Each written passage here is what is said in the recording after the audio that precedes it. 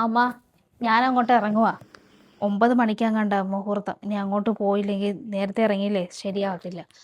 പിന്നെ ചായ ഇട്ട് ഞാൻ വെച്ചിട്ടുണ്ട്. തൽക്കാലം എടുത്ത് കുടിക്കാം. ഇനി ബാക്കി വന്നിട്ട് അവളൊന്ന് ചെയ്തോളും. പിന്നെ ഒരു കാര്യം, ആ ചാരിറ്റിയുടെ ഒക്കെ പൈസ ഇവിടെ ഇരിക്കുക. ഒന്ന് ശ്രദ്ധിച്ചോണം. അവൾ തൂക്കാനോ തുടയ്ക്കാനോ ഒക്കെ വരുന്നേ പൈസയുടെ കാര്യമാണ്. ഇതിവിടെ ഉണ്ടെന്ന് അറിയുമ്പം തന്നെ കുറേ വിഷമങ്ങളും സങ്കടങ്ങളൊക്കെ പറഞ്ഞ് ഓരോന്ന് പറയും. അതുകൊണ്ട് ഒരു ശ്രദ്ധ വേണം. ആരും ഇപ്പം വിശ്വസിക്കാൻ പറ്റാത്ത സമയമാണ് കേട്ടാ. നീ വിചാരിക്കുന്ന പോലെയൊന്നും അല്ലേടി ആ പെണ്ണ്. ആ പെണ്ണ് എത്ര കാലം കൊണ്ട് ഇവിടെ നിൽക്കുവോ? അവൾക്ക് അങ്ങനെയുള്ള ശീലങ്ങളൊന്നുമില്ല. അവൾക്കറിയാമല്ലോ, ഇവിടെ വയസ്സായും കാര്യങ്ങളും എല്ലാ കാര്യങ്ങളും ഒക്കെ ഇരിക്കുന്നത് നമുക്കറിയാം. ഇന്നേ വരെ അവൾ അങ്ങനെയുള്ള കാര്യങ്ങളും ചെയ്തിട്ടുമില്ല. വെറുതെ എന്തിനാ നമ്മൾ ആവശ്യമില്ലാതൊക്കെ ഒരാളങ്ങ് സംശയിക്കുന്നത്? അങ്ങനെ താഴ്ത്തി കെട്ടണ്ട. അവൾക്ക് ഗതിയില്ലെന്നും പറഞ്ഞുകൊണ്ട് മുട്ടിയെ നടക്കുമെന്നുള്ളൂ. നീ ആവശ്യമില്ലാത്തൊന്നും ചിന്തിക്കല്ലേ. ഞാൻ ഇനി അവിടെ ഇപ്പോൾ പുറയിൽ ഇങ്ങനെ നടക്കാൻ പോകും. അവൾ എന്ത് ചെയ്യുന്നു എന്തെടുക്കുന്നു നോക്കിക്കൊണ്ട് വെറുതെ. ഞാനതല്ല പറഞ്ഞത്. ഇപ്പം ഈ വന്ന കാലത്ത് ആരും ഒന്നും വിശ്വസിക്കാൻ പറ്റാത്ത കാലമാണ്. പിന്നെ സ്വന്തം മക്കളെ പോലും വിശ്വസിക്കാൻ പറ്റാത്ത കാലം. പിന്നെയല്ലേ ഇവളെ. അമ്മ പറയുന്നത് അങ്ങോട്ട് കേട്ടാൽ മതി. അവൾ ഈ റൂമിലോട്ടൊക്കെ വരുമ്പോൾ ഒന്ന് ശ്രദ്ധിച്ചാൽ മതി. ഞാൻ ഇറങ്ങുകയാണേ. ആ നീ വന്നല്ലോ. പിന്നെ ഞാൻ ചായയൊക്കെ ഇട്ട് ഉമ്മക്ക് കൊടുത്തിട്ടുണ്ട്. പിന്നെ ഒരുപാട് ചായ ഒന്നും കുടിക്കുകയും ചെയ്യരുത്. ചോദിച്ചാൽ കൊടുക്കുകയേ വേണ്ട കേട്ടോ. ഇന്നലെ റിസൾട്ട് വന്നിട്ടുണ്ട്. ഷുഗർ കൂടുതലാണ്. അതുപോലെ തന്നെ ഇന്ന് മീനെടുത്താൽ മതി. പച്ചക്കറി മീനൊക്കെ എടുത്താൽ മതി. ഇറച്ചി ഒന്നും എടുക്കണ്ട. ഞാൻ വന്നിട്ടേ പോകാവുള്ളൂ. കല്യാണമൊക്കെ 9 മണിക്ക്. അതിന് മുമ്പ് എനിക്ക് അവിടെ എത്തണം. പറഞ്ഞല്ലോ, ഓർമ്മയുണ്ടല്ലോ. മുറിയൊക്കെ എല്ലാം തൂത്ത് തുടച്ച് വൃത്തിയാക്കി ഇട്ടേക്ക് കേട്ടോ.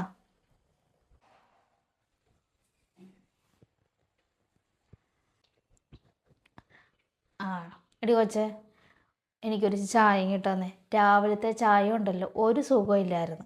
പാലുമില്ല, മധുരവും ഇല്ല. ഒരു മാതിരി കാടിവെള്ളം കുടിക്കുന്ന പോലെ അപ്പണ് എനിക്ക് കിട്ടാന്നിരിക്കുന്നത്.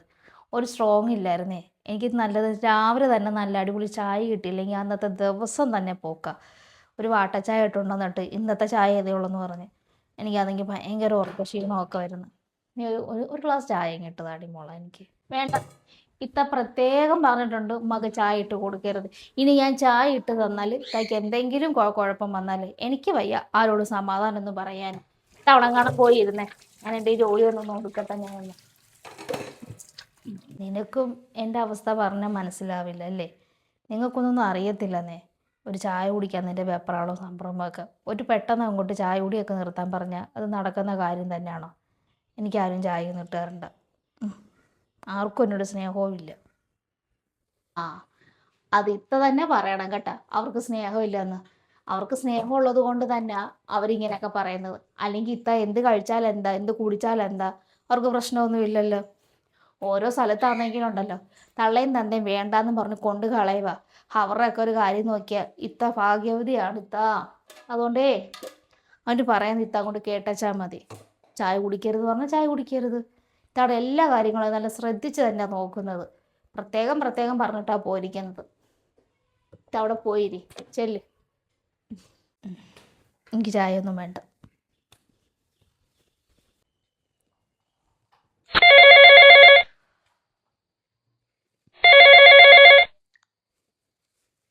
ഹലോ. ഓ, അതിനിപ്പം ഞാൻ എന്ത് ചെയ്യും? ആണോ? എന്തായാലും ഉമ്മ നോക്കട്ടെ മോളെ. ആ അവിടെ മോളൊന്ന് തിരക്ക് എത്ര രൂപയൊക്കെ ആവുമെന്ന്. ആയിക്കൊണ്ട് പറ്റുമെന്ന് തോന്നുന്നില്ല. ഉം. അമ്മ എന്തായാലും നോക്കട്ടെ. ഉം. ശരി, അമ്മ ഇവിടെ ജോലിയില്ല. വിളിക്കാട്ടോ. ആ എന്താടി നിന്റെ മുഖം പെട്ടെന്ന് അങ്ങ് വാടിയല്ലോ? എന്ത് പറ്റി? എന്തെങ്കിലും വിഷമിക്കുന്ന കാര്യങ്ങൾ വല്ല അറിഞ്ഞാ? ഏ ഒന്നുമില്ലത്താ. പിള്ളേരുടെ കാര്യം ഓർത്തിട്ടാ. മോളിനി 10ാം ക്ലാസ്സിലോട്ടാ. അവിടെ കാര്യവും ഇളയാളാണെങ്കിൽ ഇനി 8ിലോട്ടൊക്കെയാണ്. ഇപ്പോൾ സ്കൂൾ തുറപ്പൊക്കെ ആയില്ലേ. മോളാണെങ്കിൽ ഈ 9ാം ക്ലാസ് വരെ അവൾ ട്യൂഷന് പോയിട്ടില്ലായിരുന്നു. ഇപ്പം അവിടെ കൂടെ പഠിക്കുന്നവരൊക്കെ 10ാം ക്ലാസ്സിലൊക്കെ ആയപ്പോഴത്തേക്ക് ട്യൂഷന് പോവുക. ഇനി അങ്ങോട്ട് പാടല്ലേ. 10ാം ക്ലാസ്സിലൊക്കെ ട്യൂഷന് പോകുന്ന കാര്യം പറയാൻ വേണ്ടി വിളിച്ചതാണ്. അതിൻ്റെ പോരാത്തിന് സ്കൂൾ തുറപ്പുമൊക്കെ. എല്ലാവർക്കും എല്ലാ സാധനങ്ങളൊക്കെ മേടിക്കണ്ടേ. ആ കാര്യം പറഞ്ഞതാ.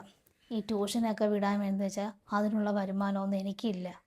ഇവിടുന്ന് കിട്ടുന്ന പൈസ കൊണ്ട് വാടക കൊടുക്കണം, ലോണുണ്ട്, പിന്നെ പിള്ളേരുടെ കാര്യങ്ങളും ഒരുപാട് കാര്യങ്ങളുണ്ട്. അതൊന്നും എന്നെക്കൊണ്ട് പറ്റത്തില്ല. ആ കാര്യം ഞാൻ ആലോചിച്ചതാ. സ്കൂൾ തുറക്കുകയാകുമ്പോഴത്തേക്ക് എനിക്ക് ഭയങ്കര ടെൻഷനാണ്. മോക്ക് പിന്നെ വലിയ നിർബന്ധമൊന്നും കാണത്തില്ല. അവനാണെങ്കിൽ എല്ലാത്തിനും വേണം. പുതിയ ബാഗ് വേണം, പുതിയ സാധനങ്ങളെല്ലാം വേണം. ഇപ്പം ദാ സൈക്കിളിന് വരെ പിടിച്ചിരിക്കുക. ഞാൻ എവിടെ ചെന്ന് ഉണ്ടാക്കി കൊടുക്കാനാ? അവനിക്കാണെങ്കിൽ പറഞ്ഞാൽ മനസ്സിലാവത്തുമില്ല. ആ കാര്യമൊക്കെ ആലോചിച്ചോണ്ടേ എനിക്ക് ടെൻഷൻ തന്നെ ഇട്ടാ.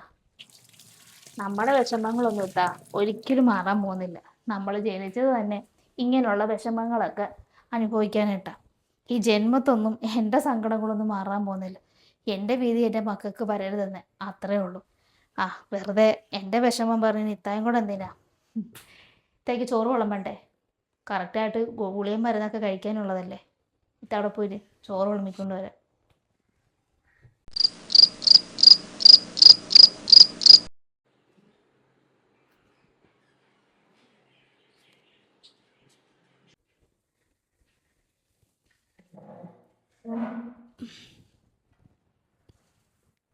എന്തുവാടി നീ കുത്തിക്കുറിക്കുന്നത്? ആ ഇല്ല, ചാരിറ്റിയുടെ ഒക്കെ അമ്മ. സ്കൂള് തുറപ്പല്ലേ, അപ്പോൾ അവർക്ക് പുസ്തകവും ബാഗും ഒക്കെ എല്ലാം വേണമല്ലോ. അപ്പോൾ അതിൽ നിന്ന് 20 പിള്ളേരെയൊക്കെ തിരഞ്ഞെടുത്തിട്ടുണ്ട്. അപ്പോൾ അവർ ആ ലിസ്റ്റും കാര്യങ്ങളൊക്കെ എല്ലാം എഴുതിയെടുക്കുക. ഇപ്പം എന്നെ ഏൽപ്പിച്ചിരിക്കുക എല്ലാവരുമേ. അപ്പം അതിൻ്റെ കാര്യങ്ങളൊക്കെ എല്ലാം എഴുതി വെച്ച് പിന്നെ കാര്യങ്ങൾ എളുപ്പമായില്ലേ. ഇനി സ്കൂൾ തുറക്കാൻ ഇനി അധിക ദിവസമൊന്നും ഇല്ലല്ലോ. നമ്മുടെ നെജിയുടെ മക്കളുടെ പേരൊക്കെ ഉണ്ടോ? നെജിയുടെ മക്കൾക്ക് അവരുടെ പേരൊന്നും ഇല്ല. അവർക്കൊന്നുമില്ല. അവിടെ മക്കൾക്കും കൂടെ പേരെഴുതടി. അവൾ ഇന്നും കൂടെ വന്നപ്പോൾ തന്നെ അവൾ പറഞ്ഞതേ ഉള്ളൂ അവിടെ പിള്ളേരുടെ കാര്യം. സ്കൂൾ തുറപ്പും പിന്നെ അവിടെ മോള് 10ാം ക്ലാസ്സിൽ. ആ പിള്ളേരൊക്കെ പഠിക്കാൻ നല്ല മിടുക്കന്മാരാ. ആ പെണ്ണും പഠിക്കും, ആ ചെറുക്കനും ഒക്കെ പഠിക്കും. അവിടെ പേരും കൂടെ ഒക്കെ ഇല്ലടി എഴുതേണ്ടത്. ഇങ്ങനെയുള്ളവർക്ക് എഴുതുമ്പം അർഹതപ്പെട്ടവർക്ക് വേണ്ടേ കൊടുക്കാൻ. അല്ലാതെ ചുമ്മാ പേരിന് വേണ്ടി കൊടുത്തിട്ടൊന്നും കാര്യമൊന്നുമില്ല. ഇന്നും അവിടെ സങ്കടം കേട്ടപ്പോൾ ഉണ്ടല്ലോ എനിക്കങ്ങ് എൻ്റെ പഴയ കാര്യങ്ങളെ ഞാൻ ഓർമ്മ വന്നത്. അവർക്ക് വേണടി കൊടുക്കാൻ. അവൾക്കൊരു കെട്ടിയനുള്ളതാണെങ്കിൽ ഉള്ളതും ഇല്ലാത്തതും കണക്കാം. അയാൾ ആ പിള്ളേരുടെ കാര്യം പോലും നോക്കത്തില്ല. അവൾക്ക് ഇവിടുന്ന് കിട്ടുന്ന കാശും കൊണ്ട് ആ പിള്ളേരുടെ കാര്യമൊക്കെ നോക്കിയെടുക്കുകയൊക്കെ ചെയ്യുന്നത്. ഇപ്പം ആ 10ാം ക്ലാസ്സിലാണെന്നേ മൂത്ത പെണ്ണ്. അപ്പം അതിന് ട്യൂഷനൊക്കെ പോകണമെന്നോ എന്തൊക്കെയോ പറയുന്ന കേട്ടുകളെ. ചെറുക്കനെ സൈക്കിളെന്നാ അങ്ങനെ ഒരുപാട് വിഷമങ്ങൾ പറയുന്നുണ്ട്. നിങ്ങളിങ്ങനെയൊക്കെ കുറച്ച് പേർക്കൊക്കെ നല്ല കാര്യങ്ങൾ ചെയ്യുമ്പോൾ അവർക്കും കൂടെ പേരെഴുതിയതിൽ എന്താടി? അവർക്കൊരു സഹായം ആകത്തില്ലേടി? ഉമ്മ എന്തിനാണ് ഈ ആവശ്യമില്ലാത്ത കാര്യത്തിനൊക്കെ ഇടപെടുന്നതും? അതിൻ്റെ യാതൊരു ആവശ്യവുമില്ല. ഞാൻ കാണുന്നുണ്ട് ഉമ്മ അവർക്ക് ഓരോ സഹായങ്ങളൊക്കെ ഞാൻ കാണാതൊക്കെ ചെയ്യുന്നുണ്ട്. പൈസയും ഇവിടുത്തെ സാധനങ്ങളൊക്കെ പെറുക്കി കൊടുക്കുന്നു. അത് പോരാത്തതാണ് ഇതൊക്കെ. ഉമ്മ ആവശ്യമില്ലാത്ത കാര്യത്തിനൊന്നും ഇടപെടണ്ട കേട്ടോ. എടി മോളെ, ഉമ്മ പറയുന്ന ഒന്ന് നീ കേക്ക്. ഒന്ന് ആലോചിച്ച് നോക്കടി. അവൾ ഇവിടെ വന്നേച്ച് പാത്രം കഴുകുന്ന പൈസ കിട്ടിയിട്ട് അവൾക്ക് എന്ത് കാര്യം നേടാനാ? വീടാണെങ്കിൽ വാടകയ്ക്ക്, പിന്നെ എന്തൊക്കെയോ ലോണോ കാര്യങ്ങളൊക്കെ ഉണ്ട്. ഇവിടുന്ന് കിട്ടുമ്പോൾ തന്നെ പകുതി മുക്കാൽ അങ്ങോട്ട് തന്നെയാണ് പോകുന്നത്. അവിടെ കിട്ടുവിൻ്റെ കാര്യം ഞാൻ പറഞ്ഞല്ലേ. അങ്ങേർക്ക് ജോലി ചെയ്യുന്നത് മൊത്തം കുടിക്കാനേ നേരമുള്ളെന്നാണ് പറയുന്നത്. അപ്പോൾ നീ ഒന്ന് ആലോചിച്ച് നോക്കടി. ആ കുഞ്ഞുങ്ങളുടെ കാര്യം ഓർക്കുമ്പോൾ എനിക്കങ്ങ് ഭയങ്കര സങ്കടം തോന്നുക. അവൾ ഇന്നന്ന് ഭയങ്കര സങ്കടത്തിലായിരുന്നു അവൾ. പഠിക്കുന്ന പിള്ളേരല്ലേ, പഠിക്കുന്ന പിള്ളേർക്ക് വേണ്ടേ നമ്മൾ എന്തെങ്കിലുമൊക്കെ ചെയ്യാനായിട്ടൊക്കെ. എന്നെക്കൊണ്ടാണെങ്കിൽ ഇപ്പോൾ ഒന്നിനും പറ്റാത്ത അവസ്ഥയായിപ്പോയി. അല്ലെങ്കിൽ ഞാൻ എന്തെങ്കിലും ചെയ്തേനെ. അല്ലെ നിൻ്റെ ഇത്രയും കാല് പിടിക്കാനൊന്നും പറ്റില്ലായിരുന്നു. ചെയ്യേണ്ടത് ചെയ്യാവുള്ളൂ. ഉമ്മ വല്ലതും കഴിച്ചെങ്കിൽ ഗുളിയും കഴിച്ചോട്ട് പോയി കിടന്നുറങ്ങുക. ആവശ്യമില്ലാത്ത കാര്യത്തിൽ ഉമ്മ ഇടപെടണ്ട. ചെല്ലി.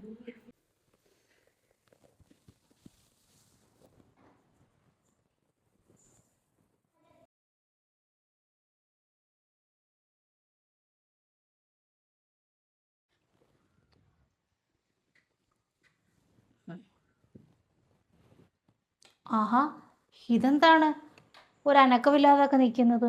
മുഖത്ത് ഭയങ്കര വിഷമമല്ലോ. എന്തു പറ്റി? ചായ വല്ലതും വേണോ? എനിക്കിപ്പോൾ ചായ ഒന്നും വേണ്ട. എൻ്റെ കയ്യിൽ കുറച്ച് പൈസ ഇരിപ്പുണ്ട്. ഇത് നീ മേടിച്ചിട്ടേ പിള്ളേർക്ക് എന്തെങ്കിലും ഒന്നൊക്കെ മേടിച്ചു കൊടു. പുസ്തകമോ ബാഗോ എന്താണെന്ന് വെച്ചാൽ മേടിക്ക്. എനിക്ക് നിൻ്റെ വിഷമം കണ്ടിട്ട് എനിക്ക് സഹിക്കാൻ പറ്റുന്നില്ലായിരുന്നു. എന്നെക്കൊണ്ട് ഒരു നിവൃത്തിയില്ലടി. അല്ലെങ്കിൽ നിൻ്റെ പിള്ളേരുടെ കാര്യമൊക്കെ ഞാനൊന്ന് നോക്കിപ്പോയേനെ. ഇന്നലെ ആണെങ്കിൽ സത്യത്തിൽ നിന്റെ കാര്യം ഓർത്താൻ എനിക്ക് സങ്കടമായിരുന്നു. പണ്ട് എനിക്ക് ഈ അവസ്ഥ തന്നെയായിരുന്നു. എൻ്റെ മക്കളെ വളർത്തിയെടുക്കാൻ ഒരുപാട് ഞാൻ കഷ്ടപ്പെട്ടതാ ഇങ്ങനെയെങ്കിലും എത്തിയത്.